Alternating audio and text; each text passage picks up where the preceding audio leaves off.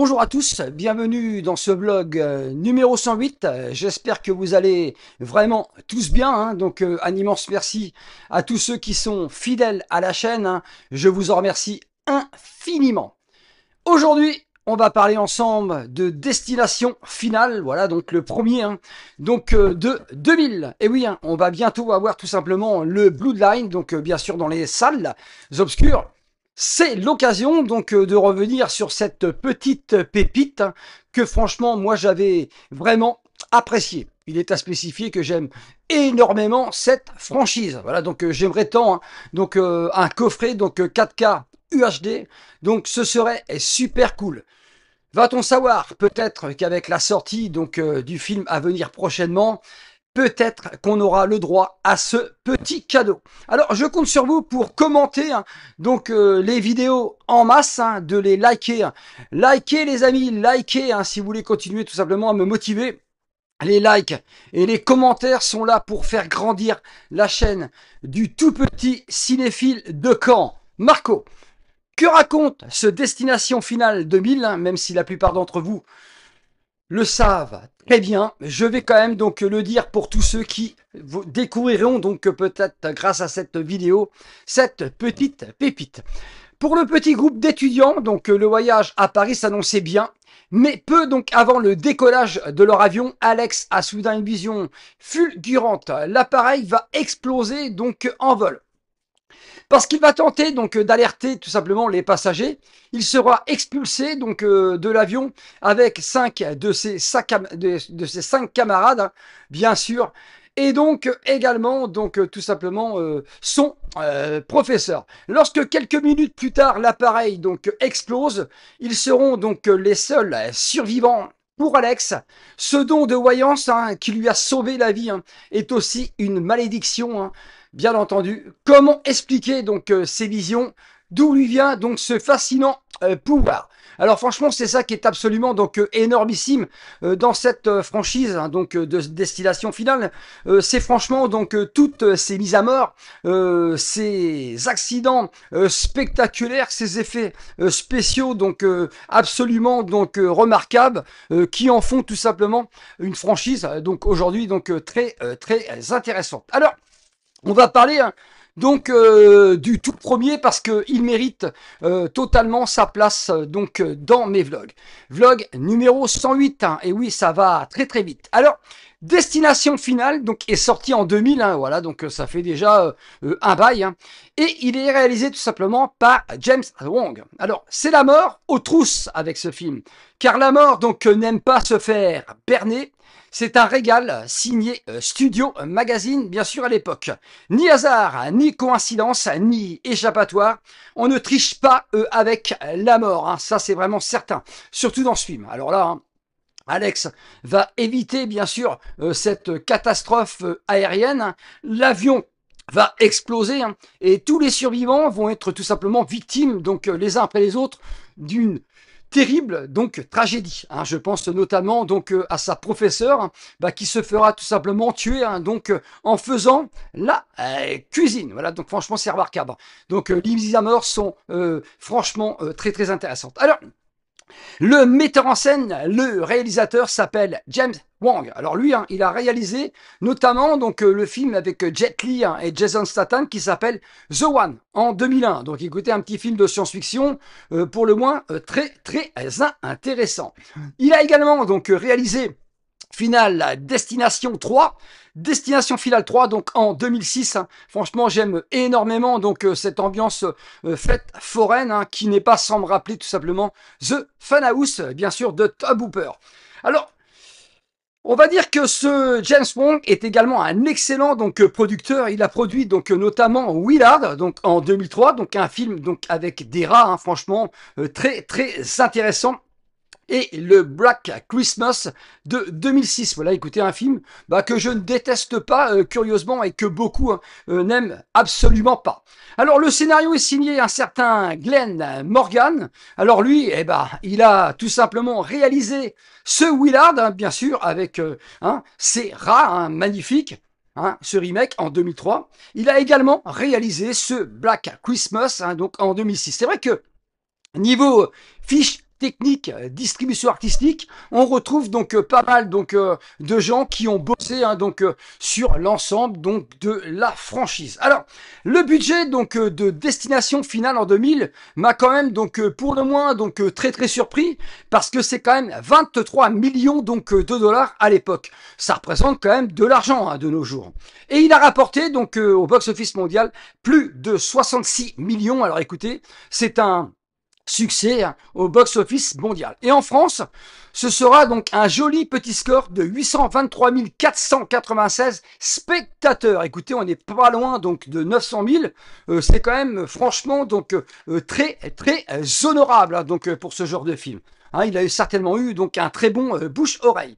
Alors la magnifique BO, la musique qui plane sur ce film est signée Shirley donc Walker. Hein, donc malheureusement elle est décédée le 30 novembre 2006 à seulement 61 ans. Voilà, donc écoutez, c'est franchement tragique, un destin donc brisé. Elle avait signé hein, tout simplement la BO donc de Finale, la Destination 2, hein, donc Destination Finale 2, donc franchement très intéressant, qui était sorti en 2003 et signé donc le regretté également David R. Ellis, voilà donc franchement il nous a quitté également trop tôt. Et également donc elle avait signé tout simplement la BO, la musique, hein, donc du 3, donc en 2006, hein, donc énormissime. Alors ce film, Destination Finale en 2000, c'est 3 récompenses, voilà, hein, notamment un Saturn Awards, donc en 2001, hein, pour le meilleur film d'horreur. Hein. Écoutez, c'est vrai que quand on dit film d'horreur, j'ai quand même du mal à le classer, donc spécialement comme un film d'horreur.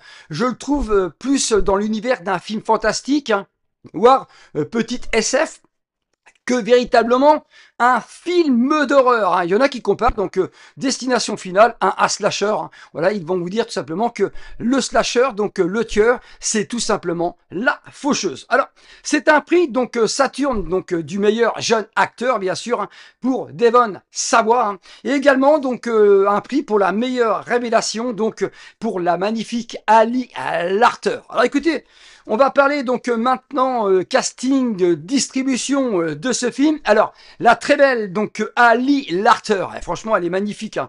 On l'a vu dans Resident Evil Extinction, hein, donc de Russell Mulcahy, donc en 2007. Hein. Franchement j'aime beaucoup hein, ce Resident Evil, hein, voilà donc avec cet univers tout simplement donc de désert. Et on l'a également donc aperçu donc au début de sa carrière dans la série TV Heroes. Voilà, c'était tout simplement Nikki Sanders hein, sur 57 épisodes. Alors franchement, hein, ça faisait également super plaisir. Hein, donc cette petite série, hein, les premières saisons, parce qu'après c'est parti quand même en sucette. Alors nous avons donc le jeune Devon Sawa. Hein, alors lui, on l'a vu donc tout jeune dans Gasper de Brad Silverberg, hein, donc Gasper, donc le gentil fantôme en 95, dans La main qui tue, donc un film de genre Hidden Hands en version originale en 99, et le Black Friday, donc ce vendredi fou, donc en 2021, aux côtés donc notamment de Bruce Campbell. Voilà, écoutez, ça faisait quand même franchement plaisir donc de le voir dans ce film un petit peu déjanté. Alors, nous avons donc la présence hein, donc du regretté donc Tony Todd. Tony Todd, donc franchement le regretté, donc il nous manque, hein, donc il nous manque. Il a marqué donc le cinéma de genre de son empreinte. Il était né en 1954, il nous a quitté l'année dernière, donc en 2024, à seulement 69 ans. Voilà, franchement il nous manque énormément. Alors, il aura notamment donc le marqué le cinéma de genre avec La Nuit des Morts Vivants en 90, hein, signé Tom Savini, hein, donc le remake, hein, donc bien sûr de l'œuvre donc de George A. Romero. On l'oubliera également jamais dans le rôle de Daniel Robitaille, hein, donc dans Candyman en 92, signé Bernard Rose. Et également, donc il a sa place hein, donc dans la saga Destination Finale. La mort n'aime pas se faire berner. Voilà, donc la plupart du temps, il travaille donc à la morgue. Voilà, donc ça fait franchement plaisir.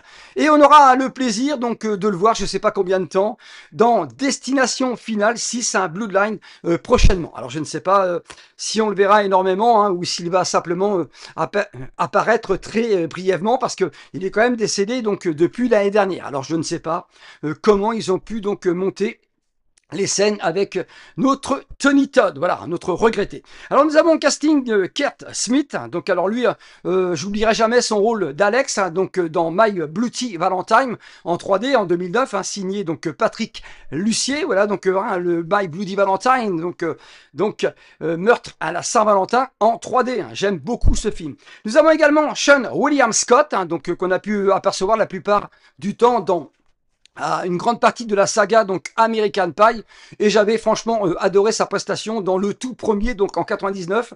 C'était tout simplement donc dans la saga Steve Stifler, voilà, donc un petit peu barré. Nous avons l'excellent donc Nicolas donc d'Agosto, donc qui aura fait du chemin par la suite. On l'a vu dans l'excellent donc Burger Kill, donc écoutez en 2007, un film de genre, et il a le rôle principal dans Destination Finale 5 en 2011. J'aime énormément ce Destination Finale 5 en 2011, donc notamment pour la destruction donc de ce pont. Voilà, donc écoutez, très très efficace. Alors il a le rôle principal dans ce film. Alors pour conclure donc cette vidéo, j'espère que vous passez un très bon moment donc en ma compagnie, car moi c'est le cas. C'est un récit donc super angoissant à souhait, qui surprend donc par son originalité, de son approche et donc par la maîtrise de la mise en scène. C'est un trompe la mort ce film, et oui la mort donc peut attendre ou pas. Voilà, donc écoutez, ça dépend d'elle. Franchement, si elle a décidé tout simplement de vous faucher, donc en pleine jeunesse, et vous ne pourrez absolument rien faire pour lui échapper. Alors, c'est la grande faucheuse, ce film, prêt pour une destination vers un autre monde, donc le monde de l'au-delà, voilà, les morts. La mort a un plan, donc en 2000, c'est le renouveau donc du film de genre à ces années 2000. Voilà, donc écoutez, c'est vrai que c'était quand même franchement une très très bonne idée, donc ce concept. Alors, c'est une série B donc devenue culte et absolument efficace. C'est un concept génial, donc pour un film correct, gentiment sanglant. Voilà, donc c'est vrai qu'il y a quand même des mortes plutôt sanglantes. C'est efficace donc malgré donc les défauts. C'est un concept de la mort super intéressant. C'est pour finir une très bonne série B, plutôt efficace et sans temps mort, donc qui se laisse suivre donc avec beaucoup de plaisir. Donc même si on aurait aimé donc que le concept soit donc quand même donc un petit peu plus développé. Voilà, donc il aurait quand même pu donc aller plus loin. Le résultat est quand même très très honorable. Donc cette introduction dans l'univers de la saga ne manque pas donc de séduire. Car l'angoisse est de rigueur ainsi que les sursauts. Alors c'est vrai que ça ne renouvelle rien, mais en 2000, ça avait quand même marqué, c'est mort, trash, voilà, donc quand la mort a décidé de vous frapper, on ne peut absolument rien faire. Ne quittez pas cette vidéo, tout de suite la partie bonus présentation Blu-ray. Alors un immense merci à tous ceux qui sont restés donc sur cette partie donc consacrée à la partie donc bonus vidéo, qui est tout simplement consacrée aujourd'hui donc à destination finale destination, donc le premier en 2000, donc à l'occasion de la sortie donc prochainement donc du nouveau volet. Alors là je vais vous présenter donc la saga, donc la saga destination finale donc en Blu-ray, et quelques-uns donc que j'ai mentionné donc sur cette vidéo. Alors bien sûr le premier, je le possède, donc édition simple à marée, donc bien sûr édition haute définition de chez Métropolitain. Donc franchement, le master quand même est plutôt moyen aujourd'hui. C'est un master qui a quand même vieilli la mort aux trousses. Voilà, donc c'est un régal, un signé studio. C'est vrai que moi j'aimerais bien donc qu'on sorte donc cette saga donc en 4K UHD. Je peux vous assurer que je signe tout de suite. Alors le deuxième. Attention, la mort, donc peut-être plus proche qu'il n'y paraît. Voilà, donc c'est vrai que c'est franchement donc spectaculaire. Alors surtout dans le deuxième, voilà, donc de David Erelis, quand on va tout simplement assister donc à un gros accident donc sur l'autoroute. Alors une suite meilleure que le premier épisode, signé donc Le Parisien. Un deuxième volet réussi à donc doper donc à l'humour noir, signé donc Studio. Voilà, donc on y retrouve donc notamment Ali Larter, voilà, donc qui reprend tout simplement son rôle, donc plus à l'écart que dans le premier, mais franchement c'est vrai que c'est super donc intéressant donc cet accident. Alors Je crois que c'est celui que je préfère de la franchise, hein, donc Destination Finale 3, bah, pour son atmosphère tout simplement, donc fête foraine, voilà, donc le grand 8. Attention, hein, ce n'est pas un 4K donc UHD, c'est simplement donc le boîtier que j'ai remplacé. Voilà. Cette suite tient toutes ses promesses, hein, donc réservée et réserve donc des séquences jouissives à souhait. Signé Studio donc Magazine. Franchement, c'est vrai que très très intéressant, hein, donc cette Wendy, hein, donc qui va essayer donc tout simplement de sauver ses amis. La mort vous attend au tournant. Alors c'est vrai qu'il est un petit peu plus gore celui-ci.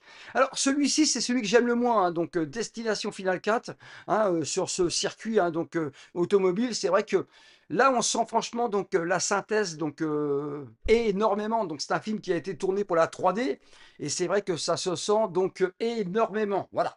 Franchement, donc la mort n'a pas fini donc de jouer avec eux. Les scénaristes donc prennent un malin plaisir donc à multiplier les fausses pistes donc pour mieux surprendre le spectateur. Voilà, signé tout simplement le journal du dimanche. Ces accidents donc sont incroyablement imaginatifs,